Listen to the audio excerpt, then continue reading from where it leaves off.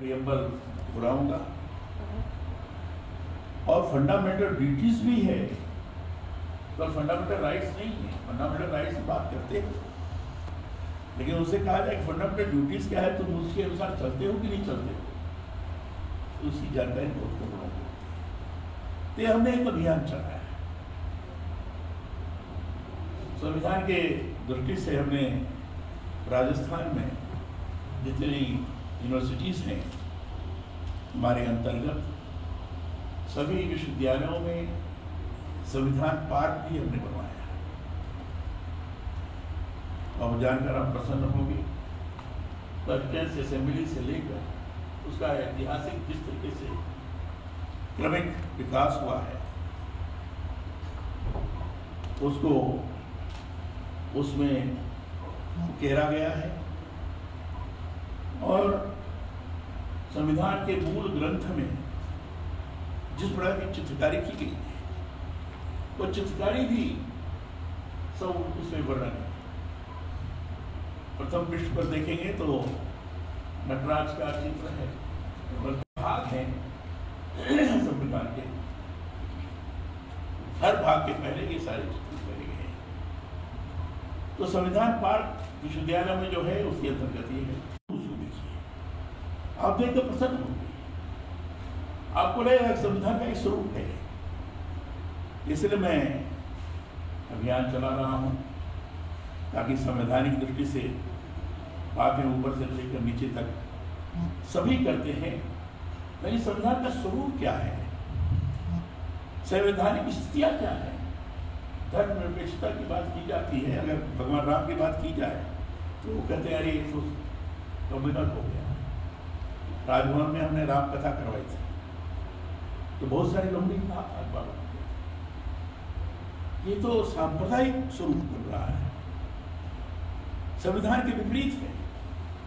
तो मैंने कहा उसको क्या संविधान देख लूंगा, उसमें भगवान राम का चित्र है, भगवान कृष्ण का चित्र है, ये सांप्रदायिक कैसे हो सकती है। ये स्वरूप देखने में आपको बहुत अच्छा लगेगा। इसलिए अपने उद्घाटन उद्बोधन के पूर्व मैंने सोचा कि इसके बारे में आपको बता दूं, नहीं तो आप लोगों को लगेगा कि ये तो कभी हमने देखा नहीं किसी भी सम्मेलन में, कि आप लोगों से संविधान के उद्देश्य का दोहराई गई हो और बस मूल कर्तव्य के बारे में चर्चा की गई हो। तो मैंने क्यों किया है इसके बारे में मैंने आपको बताने का प्रयास किया। राज्य निर्वाचन, राज्य चुनाव आयोगों के बेहतर प्रबंधन के आलोक में लोकतंत्र को सुदृढ़ करने के संदर्भ में आयोजित इस महत्वपूर्ण कॉन्फ्रेंस में आप सभी के साथ यहाँ सम्मिलित होकर मुझे बहुत प्रसन्नता की अनुभूति हो रही है। मैं यहाँ विभिन्न प्रदेशों से आए राज्य चुनाव आयोगों का प्रतिनिधित्व करने वाले आप सभी राज्य निर्वाचन आयुक्तों का राजस्थान की सुरम्य धरा पर स्वागत करता हूँ, अभिनंदन करता हूँ। मुझे बताया गया है इससे पहले 25 नवंबर 2006 को राजस्थान में इस तरह का राष्ट्रीय सम्मेलन हुआ था। यह महत्वपूर्ण है कि 17 सालों के बाद यहाँ इस कॉन्फ्रेंस का 29वां संस्करण आयोजित किया जा रहा है। राजस्थान की छवि मरु प्रदेश की है। यहाँ का नाम सुनते ही दूर तक पसरे रेत के घोरे, धूल उठती आंधियां और बेतहाशा गर्मी के बारे में ही मन सोचने लगता है। पर माउंट आबू जैसा पर्वतीय ठंडा स्थल भी यहाँ राजस्थान में है। आप सभी ने यहाँ आकर इसे अनुभव किया होगा। ऐसे प्राकृतिक और जैव संपदा से धनी इस स्थान पर नगर निकायों और पंचायतों के स्वतंत्र और निष्पक्ष चुनाव समयबद्ध सुनिश्चित करने और उसके जरिए हमारे लोकतंत्र के सुदृढ़ीकरण से जुड़े आप सभी अधिकारियों की यह संगोष्ठी बेहद महत्वपूर्ण है। इसलिए भी इसके जरिए विभिन्न राज्यों में गठित राज्य निर्वाचन आयोगों द्वारा संपादित चुनाव में अपनाए नवाचारों को परस्पर साझा करने का आप सभी को अवसर मिलेगा और इससे पंचायत और नगर निकाय चुनाव के लिए भविष्य के लिए देश भर में नई राहों का निर्माण हो सकेगा। लोकतंत्र का अर्थ ही है जनता का तंत्र। पर लोकतंत्र को सुदृढ़ करने के साथ ही नागरिकों को सशक्त करने की प्रक्रिया चुनाव है। और यह बहुत महत्वपूर्ण है कि आप सभी निष्पक्ष चुनाव प्रक्रिया के प्रभावी क्रियान्वयन से जुड़े हैं। मैं समझता हूं चुनाव के जरिए अच्छे जनप्रतिनिधि चुने जाने के साथ ही बेहतर चुनाव प्रबंधन से लोकतंत्र को सशक्त करने में भी परोक्षतः आपकी बहुत बड़ी भूमिका है। आप सभी लोकतंत्र की मजबूती के आधार स्तंभ हैं। मैं इस भूमिका के लिए आप सभी को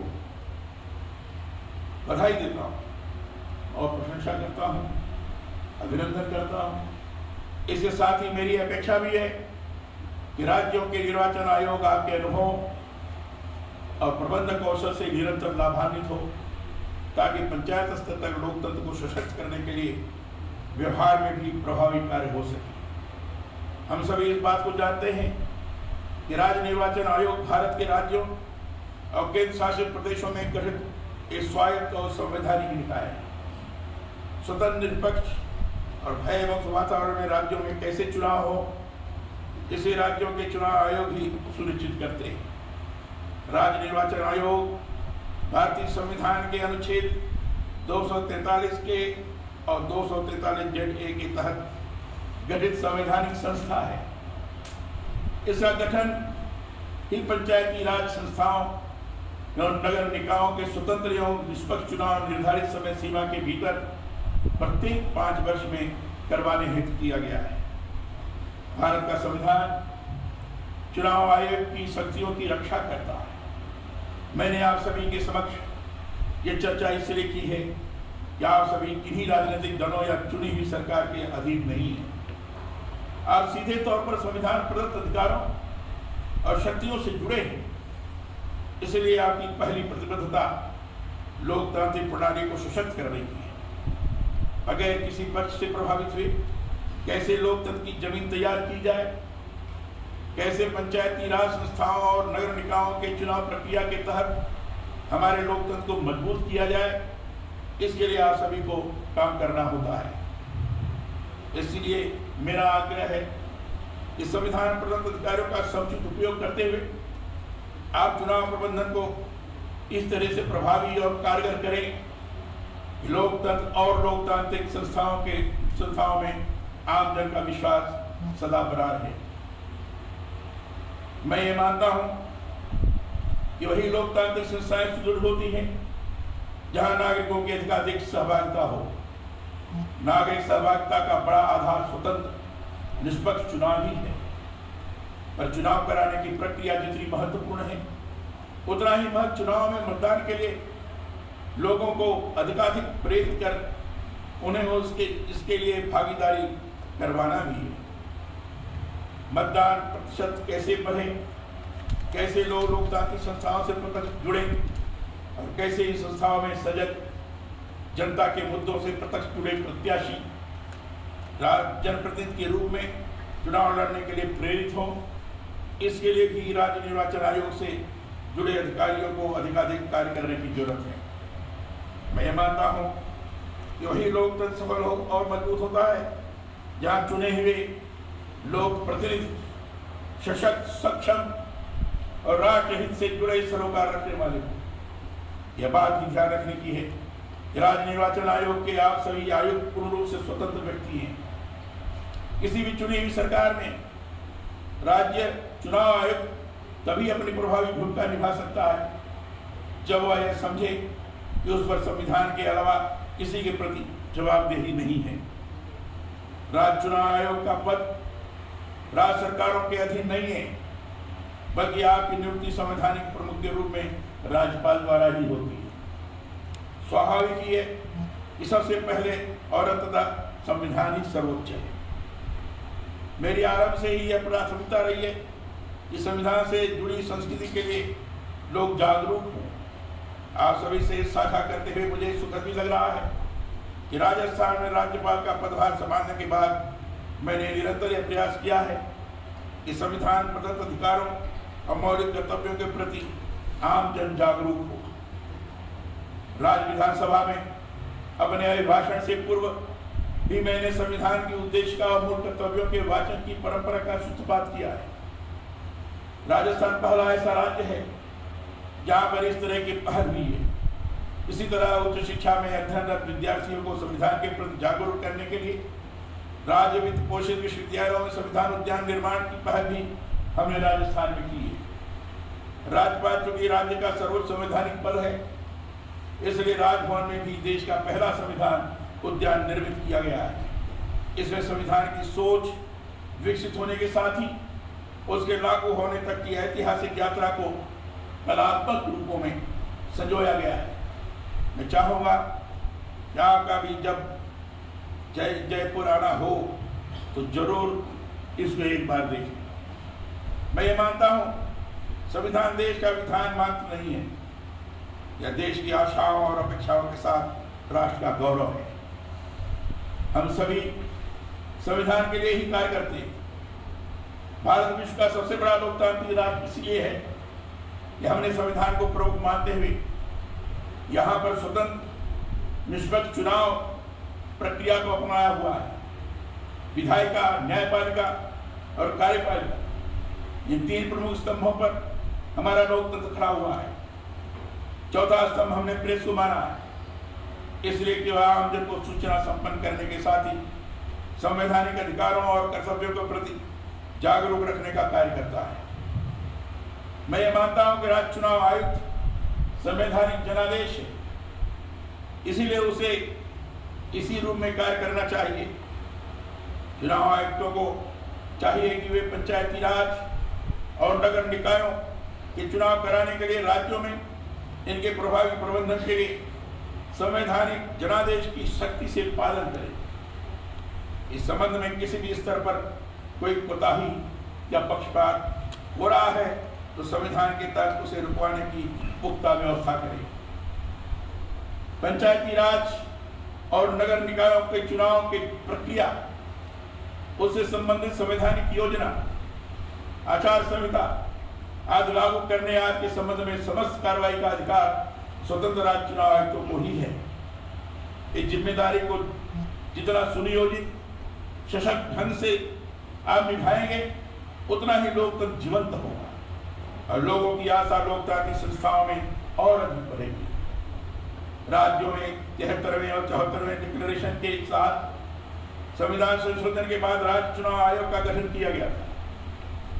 संविधान के अनुच्छेद 243 के अनुसार राज्य चुनाव आयोग ठीक उसी तरह है जैसे कि अनुच्छेद 324 के अंतर्गत भारत के चुनाव आयोग की स्थापना की गई थी। इसलिए मेरा आप सभी चुनाव आयुक्तों से यह भी आग्रह है कि आप किसी राज्य स्तर की लोकतांत्रिक संस्थाओं के ही चुनाव प्रभारी अधिकारी नहीं हैं, बल्कि आप भारतीय निर्वाचन प्रक्रिया के महती स्तंभ हैं। लोकतंत्र का निर्वहन और सफल मतदान की महती जिम्मेदारी आपके कंधों पर है। इसलिए आपने इस दायित्व को सभी मिलकर बखूबी अंजाम दें। मैं चाहता हूं ये राष्ट्रीय सम्मेलन में आज सभी राज्य चुनावों के प्रबंधन से जुड़ी जो चुनौतियां हैं उसको समझें, देखें, परखें और उनके समाधान की कोई ऐसी राह निकालें जिससे आपके स्तर पर होने वाले चुनाव पूर्ण पारदर्शी ढंग से समयबद्ध और अधिकाधिक जन भागीदारी में सुनिश्चित हो सके।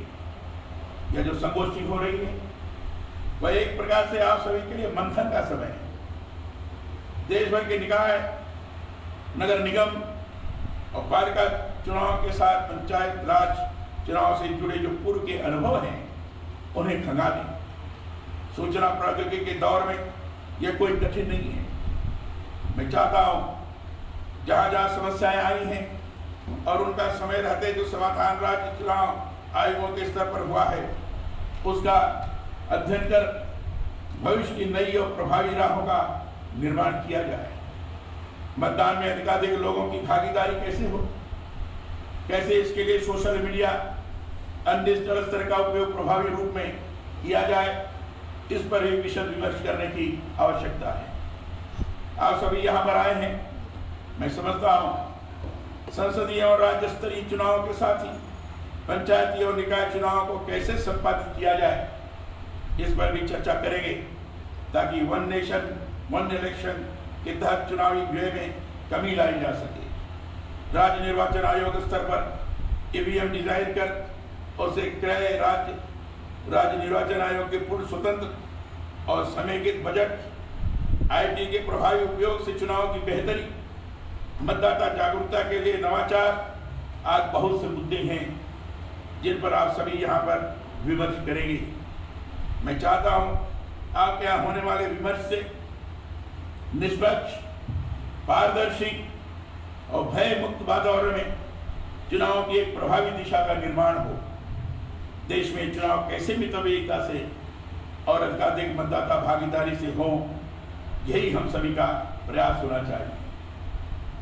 आपने मुझे आज यहाँ अपने इस राष्ट्रीय सम्मेलन में उद्घाटन हेतु बुलाया, इसके लिए मैं आप सभी लोगों का बहुत आभारी हूँ और आप सब लोगों के प्रति फिर से माउंट आबू में आने के कारण एक आभार व्यक्त करते हुए आपका अभिनंदन फिर से करता हूँ और अपने वाणी को विराम देता हूँ।